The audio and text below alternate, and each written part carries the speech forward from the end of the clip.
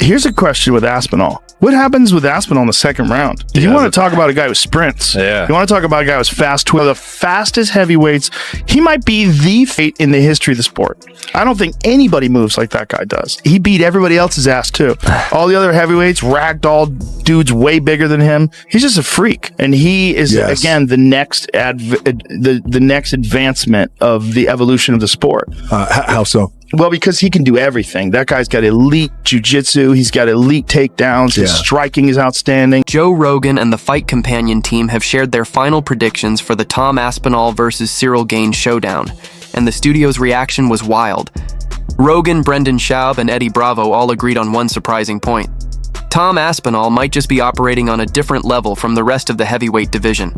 I mean, he knocked out Sergey, who's the scariest striker in all of MMA, and he knocked him out in the first round. And the way he did it was just picture perfect. Like, I've seen a lot of heavyweight, even Francis, who's like the greatest, scariest power striker I've ever seen in the heavyweight division. No one's scarier than Francis.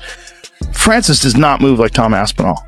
Tom Aspinall is significantly faster than every other heavyweight. That's a real problem. At a 250 plus pound frame, his movement's extraordinary. And that's something you have to deal with. Like, that is a crazy ability. Like, his ability to move, like the way he moves, is so much different than everybody else in the sport. He moves like a 175 pounder. He doesn't move like a 250 pound guy. Look how quickly he closes the distance, man. His hand speed and full range of skills. Incredible stand-up, knocks guys out with one punch, black belt in jiu-jitsu. Did he actually use the word deep waters? He did. Everybody who said the word deep waters gets knocked out in the first minute. Go back and check the media that you've done. So, I'm pretty happy with that. That's good. I think there's this notion with the media and maybe the fans that Cyryl's not very good, which is just complete bullshit. I think that he's really, really good. He's super talented. He's been at the top of division for a number of years, which is not easy to do.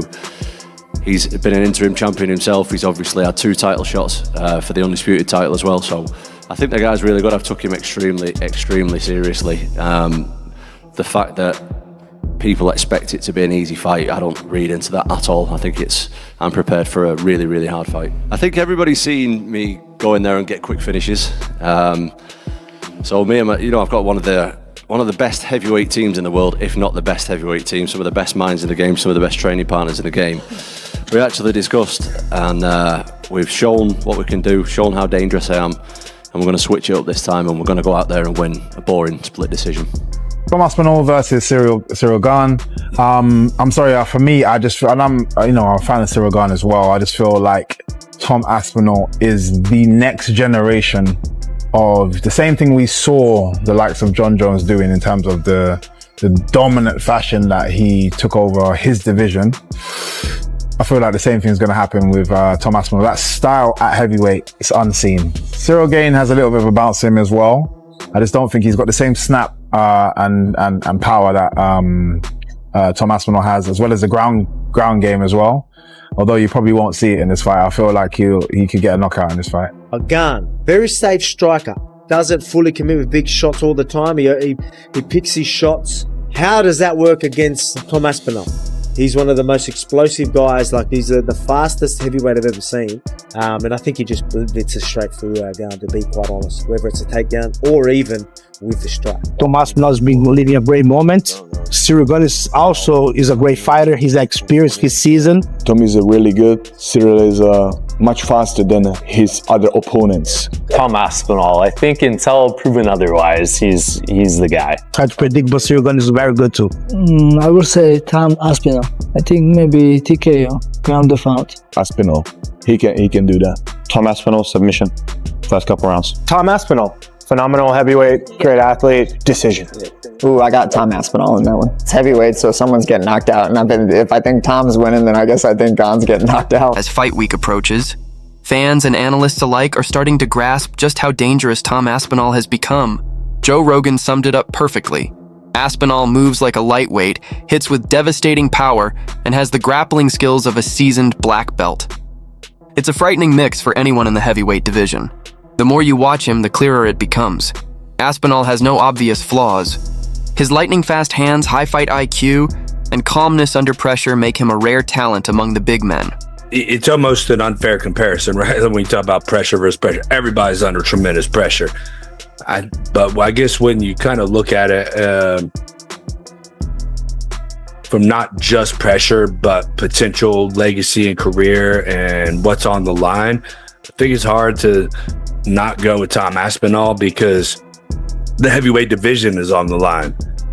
If Gane goes in and beats him, no disrespect to Gane, love the guy, the heavyweight division loses a lot of respect. Even if Tom goes out there and it's a close fight, or he gets dropped and then has to come back or something, like, the heavyweight division has so little respect right now, probably deservedly so, I think. You know, with Gane getting his third title shot in a couple years, like, Tom has to show that he is the heavyweight division. You know, he has to prove that to the world. Like, I am, you know, the heavyweight division's not just shit, but like, I'm so good that the heavyweight division is shit, right? This is kind of his thing that he has to go out there and prove to the world. And if he goes out there and loses to Gane, you know, the division already is not respected.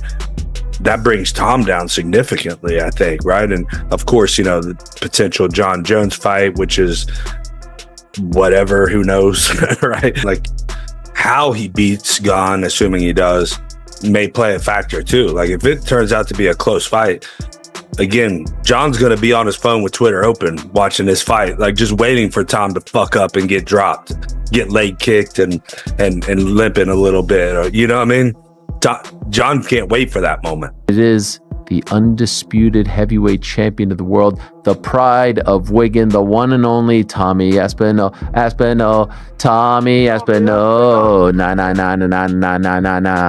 Tommy Aspinall, Tommy, defending his undisputed gold, technically for the very first time, against the pride of France, the French prince himself, Bon Gamin himself, the one and only Ciryl Gane. These two have been going back and forth for the better part of 2, maybe 3 years. Well, this was the fight that we all thought was going to happen in Tom's official first title defense, and so it is in fact going to happen. Tom wanted to fight in Abu Dhabi. That was the sense that we got when he became undisputed champion. He didn't want to wait for New York. Let's be honest, the tax is a little better over there in Abu Dhabi compared to New York for an Englishman, for anyone, if we're being 100% honest. And so he wanted to be active. He wanted to fight in October. He wanted to fight in Abu Dhabi. It's closer to home. And so they oblige. And you'll recall a few weeks ago, I said, it's looking like Magomed and Alex, October 4th. It's looking like Tom versus Ciryl, October 25th. And it's looking like JDM versus Islam in New York. That would be the next pay-per-view. Now, that hasn't been officially announced. That hasn't been signed, sealed, and delivered. But at this point, I would be surprised, considering how the chips just fell earlier today. I would be surprised if it doesn't play out that way. Yesterday, Tom said, I'm going to win by split decision after 5 rounds. I believe this was Northern England sarcasm, but I guess not everybody did trust it. What are your real plans, Tom? Oh, that's the plan, mate. It's going to be split decision. Yeah, that's the jab plan. the whole time. Just jab and hold. Jab and hold against the fence. We'll be booing then. I will too. The crew on the podcast couldn't help but laugh at how incredible it is that no one has truly tested Tom Aspinall yet. His fights end so fast that analysts barely get the chance to break down his style. He's become a mystery, a blend of power, speed, and precision. Rogan mentioned that if Aspinall manages to defeat Ciryl Gane in dominant fashion, it would almost mean he's already wiped out the entire division. If you ask me, I think Tom Aspinall have more opportunity to win. He looks better on the paper. But Ciryl Gane have also his chance to put him in a deep water, in the last rounds. We'll see how it's happened, how it will work, because nobody see Tom Aspinall in a long fight. Which is Tom Aspinall fights Pavlich and takes that fight on 2 weeks' notice and becomes the interim champion and fucks his back up and can't train at all. But Aspinall, like, that guy's, he's something special. He really is something special. He's a very unusual example, because he's a heavyweight and he's a big guy, a really big guy, but he moves so fast. And his coach, Colin, I forget, it's from Cabal, this gym that he trains at. in the UK. Colin Huron, he trained Darren Till. Colin, from the early days of the career, was like emphasizing his speed. And so his speed has always been like extraordinary compared to other heavyweights. Like he just fucking moves in. It's all like fast, explosive movements. So he's got natural speed, but then he's also got a lot of training to execute quickly. So when he moves in, he closes the gap. You can see, like, fuck, he's fast for a big guy. Right. Feels good. Feels good to just have something to work towards after having a year of not having something to work towards. I've always been in the gym, but it's nice to have a goal, have an opponent. This fight in particular has been simmering for quite some time, so looking forward to getting in there and doing the job. I just want to be a champion who fights often, regular, and fights the best guys. I don't want to be these guys who fight, with big breaks in between, because that's what's happened. Nothing to do with me. I'm ready to put a stop to that. Be active, be an active champion, be a defending champion, and fight the best guys. He's the number one contender, so I think that's what champions should do. They should fight the number one contenders. I'm the champion. He's the next best guy. Let's fight and find out who the best guy is. That's the way it's supposed to go. Cyryl's a really good opponent. He's really unique with his style. I've never fought anyone like him before. That being said, he's never fought anybody like me before. So let's get in there, see what happens. That's what dreams are made of, isn't it? That's what I got into this sport to do, is to be the UFC heavyweight champion. To walk out there, last on the card, everyone's waiting for me, walk in there, put in a big performance.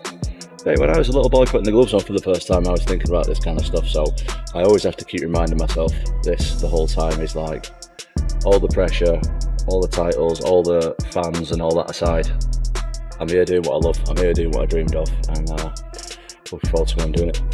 I've considered myself very lucky, because there's a lot of times that I didn't want to do the sport, especially like, I think a lot of people who are not involved with the sport and not fighting professionally don't realise how hard it is financially. Oh, it is. And especially when I had kids and stuff. Yeah. I wanted to quit so many times, because I'm like, I just need to get some money. Yeah. Pretty much. And then a lot of the times, my dad reminded me, look, we've done this for a long time. You can't stop now. You're right there. Just keep going at it. Yeah. And I'm very, very lucky that I've got my dad. Not just for that, for plenty of reasons. Of course. Because after that, who's really left? Maybe John Jones, but even he's been unusually quiet. And it's hard not to wonder if that's because he recognizes that Tom Aspinall is something special. Everyone agreed that Ciryl Gane is a top-tier talent. Fluid footwork, sharp striking, world-class movement. But the challenge is that Aspinall can match all of that and even surpass it. He's quicker, younger, more explosive, and stays composed under pressure. If Gane allows Aspinall to control the pace, this fight could be finished before the first round is over. Should you overcome Ciryl Gane, who do you really see left in the heavyweight division? And I know everyone's talking about John Jones, Alex Pereira, but I quite like the sound of Tom Aspinall, Alex Pereira. What about that? I don't know, whatever the UFC want to do. I think it's pretty obvious that they're going to do the winner versus winner. Me and Gane versus Volkov and Almeida, sorry. Not like a tag team match. It sounded like I was doing it like a tag team then. No, the winner of us versus the winner of them. I think it's going to be next for the heavyweight title. Aspinall and Ciryl Gane, Jouton, Almeida and Volkov being the co-main event, if they are. Just being on the fight card, they're going to be a backup fighter if anything happens to the main event. What's your thoughts on Volkov versus Gane? Sorry, Aspinall versus Gane. I think it's the next best thing that we could get right now, with John Jones not being able to do it and stepping away. And I think it's going to be interesting to see what Tom's plan is going to be, because I think on the feet, they're pretty evenly matched. I think it could be fun on the feet, but I think there's definitely a huge advantage for Aspinall when it comes to the wrestling and the grappling. And I think he'd be silly to not at least attempt to make it a bit of a grappling match and try to get the ground and pound, take him down. And we'll see. If he can defend takedowns, it could be a lot of fun. But if not, I think Tom can make some quick work. But there's a lot of pressure on Tom, man. We were talking about it on the pre-show this weekend that, you didn't get the Jones fight. You waited all this time, and now you've got to fight somebody else. And it's always tough, because you want to win that one to really prove to everybody that, you are that guy. You are the great. You are the best. You're the reason John didn't want to take this fight, blah, blah, blah. If you go and lose that one, you just... Yeah. Well, we haven't had guests on for a little bit because I've just been all over the place and very, very busy and all the rest of it. So I'll reach out to Tom and see if we can get him on next week, and we'll start getting some guests on again. Tom isn't the type of guy that talks shit usually, but he did do a video where he was talking. You're going to be the only fighter that has fought Tom, John Jones, and Francis, who people think are two of the best heavyweights ever. When you watch Tom fight, do you see anything that he has that stands out compared to Francis and John? Everybody have his strengths, everybody have the weakness. The particularity of Tom Aspinall is he's well-rounded. He's a huge fighter, he's a new movement, technical and fast, so he's different. Joe Rogan broke down how Tom Aspinall isn't the kind of fighter who's just looking to win. He's looking to control every second of the fight. There's no chaos or guesswork in his approach. Every movement serves a purpose. When he throws a jab, it's to create an opening for a takedown. When he fakes, it's to force a reaction. And once he gains top control, the fight is essentially finished. I realized that he doesn't really have much wrestling. He relies on evasion, trying to get away. He relies on jiu-jitsu instead of solid takedown defense. And same with the ground game. You know, I watched Francis Ngannou be able to rack up, I think, maybe 5-6 minutes of top time in that fight. And Francis is not a guy that's known to control people on the top. So he does have the striking down. I don't think defensively he's a very strong kickboxer. He has a really nice offense. Like I said, his defense is mainly in his footwork. And the two other big holes are jiu-jitsu and wrestling. This whole thing with John Jones, is that just completely forgotten about now? And especially when you hear Pereira talking about John Jones at the White House. What are your thoughts on all of that? In all honesty, I just couldn't really care less about any of it. I'm just like focused on this. This is what I want to do. As far as I'm concerned, that's done. That's in the past. John Jones is retired now. So what's the point in really talking about him? All right, I'll tell you the promoter side. I'll be a promoter. Ciryl Gane, he moves so well. He hits hard. He's really athletic, and he hits from both stances. And man, what a threat! And now I'll give you the analyst on. Boop. Okay, he has no chance. He's going to get guillotined just like he did by John Jones. He's going to get stuffed in the corner, beat to death. Well, right. I mean, it's like... I could promote it and lie to you so that you watch the pay-per-view. Or I could be an analyst and tell you the truth of what I believe actually going to happen. But never forget, people at home, that when you hear both sides, that's what you're actually listening to. You're listening to a promotion, and then you're also listening to an analyst who doesn't get paid for telling the truth. Honestly, man, I'm not sure. Tom Aspinall is good, but everybody is so high on him. I haven't seen, what's his longest fight in the UFC? I haven't seen the guy ever in the third round. I've never seen the guy have to fight himself back into a fight.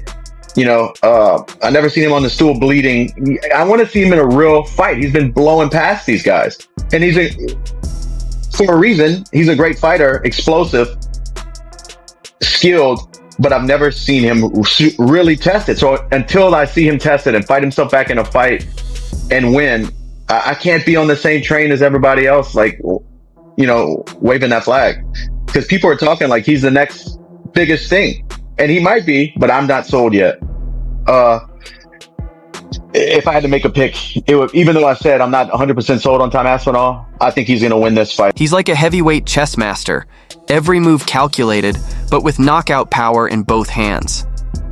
The conversation even turned toward legacy, with Rogan noting, if Tom Aspinall continues performing at this level, we might be witnessing one of the all-time greats in the heavyweight division. And it's hard to disagree. If Aspinall dominates Ciryl Gane the way many predict, it will send a powerful message to the entire division. Aspinall versus Ciryl Gane.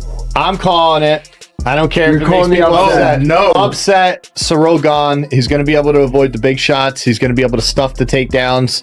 I think he's going to be a lot harder for Tom to deal with than people think because of his footwork. He's a big dude. I think he's definitely learned from the John Jones fight. I know it didn't really show that against Volkov in a controversial win that he probably shouldn't have won, but I think he will make the most of this opportunity, understanding that this is his chance again to get at a title, and I don't think that he will. Third time's the charm. I think he's going to actually do it for the wee-wees. Tom Aspinall just seems to be far ahead of all of them. You know, that him and Gane's fight is going to expose a few things, because Gane might be the only guy in that heavyweight that might match him speed-wise. Tom?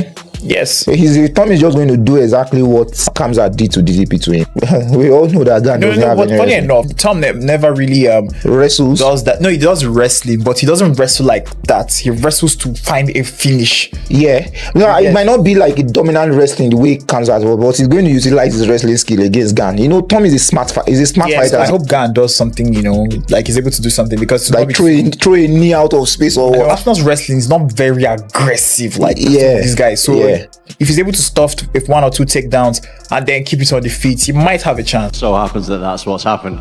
Everyone who says that he can take me to deep waters seems to get knocked out. I don't expect to knock him out early, but I don't expect that anytime. So I just need one shot and it changes everything. Nothing special to say. It's just trust me, we did really something deep in this camp.